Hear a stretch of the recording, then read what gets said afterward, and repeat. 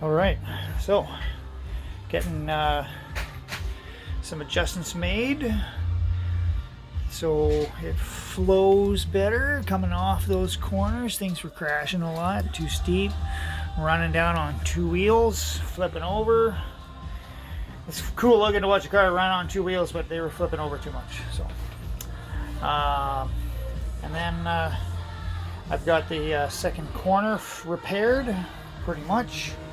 I'm doing this on a shoestring budget, free wood I can find and things.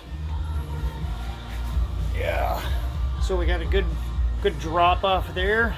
Get some air maybe. Some of the cars are actually fast. Down to the bottom, and then we've got this new corner I'm trying to manipulate and fabricate.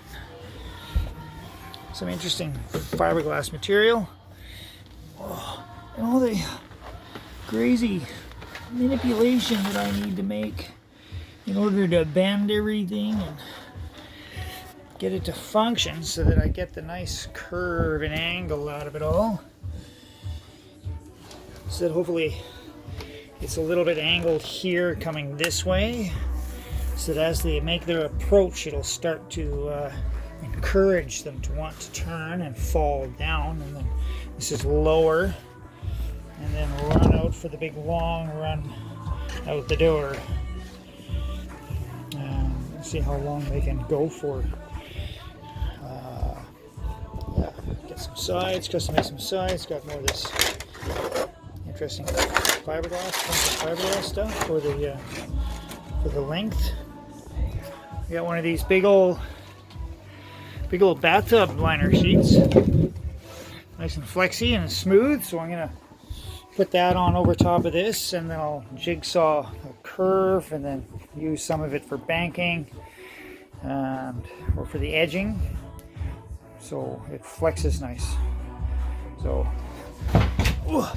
we're coming together with making her bigger, and hopefully it's going to be something interesting to watch when we get her all pulled together.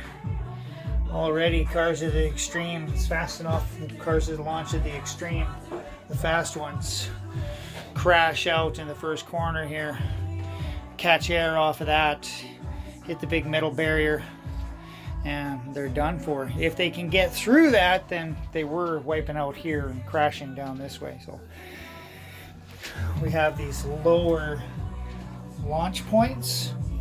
Most of this extra wood here is so that I can build a box of some kind to have as a the Alpine launch basin, and these will be the three different professional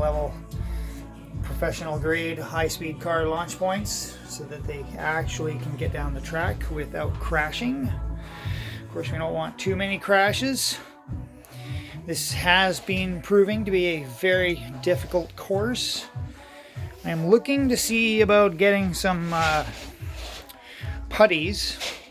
See if I can't help to sculpt out, like these corners are the ones from the 60s, and they don't sit quite properly anymore. So that tape in there is helping to helping a bump, but they still hit that bump and crash. So I'm gonna try to find some kind of putty to help sand and smooth out that bump. This one's not as bad. It's going the opposite direction, so it's okay. But even then, right, all these tracks don't fit together quite so well as they used to. So I've got to tape a lot of them, help smooth out the bumps. Yeah, and of course, eventually the whole super speedway will get the Crash Up Derby course going. Right there in the pit lane in the back there. See if we can get the crisscross crash derby going and run some smash up derby cars. So I'm trying to do lots on the indoors, so we have some fun. And I like the building and the adventure and all of the rest of it, right? The engineering and trying to get it to work. So I'm really hoping that this corner is going to work. As you can see, this is actually my bedroom. So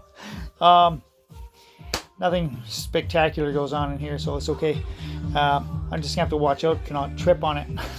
in the morning. All right, Canadian Stakeout, and hopefully we got an update on this corner working by the end of the night. Over and out.